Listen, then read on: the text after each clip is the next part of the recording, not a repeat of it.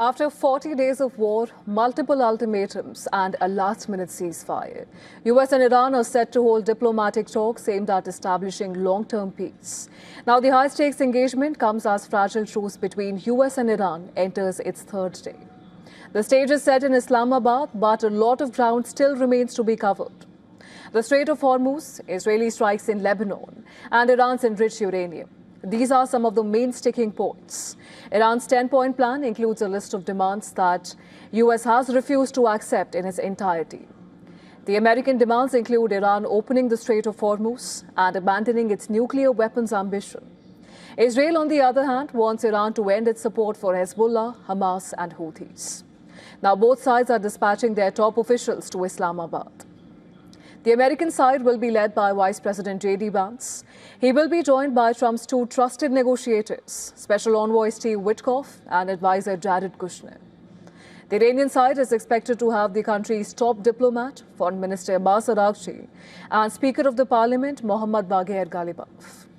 First of all, Pakistan's Prime Minister Shehbaz Sharif will hold separate meetings with both delegations. The actual negotiations will be mediated by Pakistan's Deputy Prime Minister and Foreign Minister, Ishaq Dar. According to reports, Iranian and US delegations will be sitting in separate rooms, and Ishaq Dar and his team will work as carriers of messages between them. Pakistan has emerged as a key mediator between both Tehran and Washington since the onset of war. And this serves Pakistan's interests as well as Islamabad's mutual defense agreement with Saudi Arabia. Riyadh's involvement in war would have dragged Pakistan into war with another neighbor.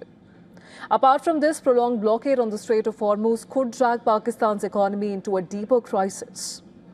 Owing to the importance of these talks, security has been beefed up in Islamabad's red zone, and local holidays have been declared for safety purposes.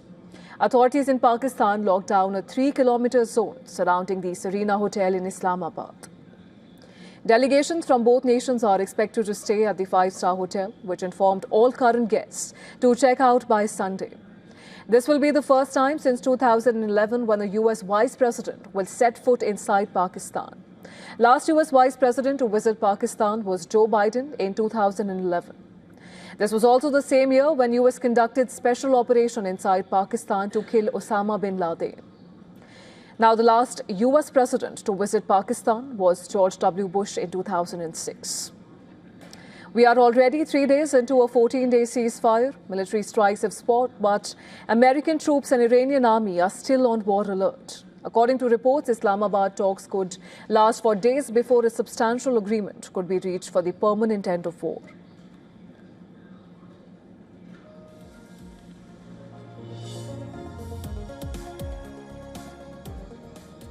And for more on this, we were earlier joined live by James A. Russell. He's an associate professor in the Department of National Security Affairs at NPS. And here's what he said. Listen in.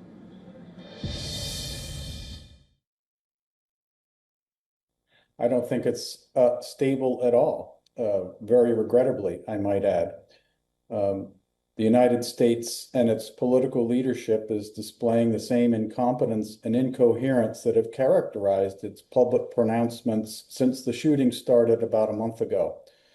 President Trump said that the Iranian plan provided the basis for discussions, for negotiations.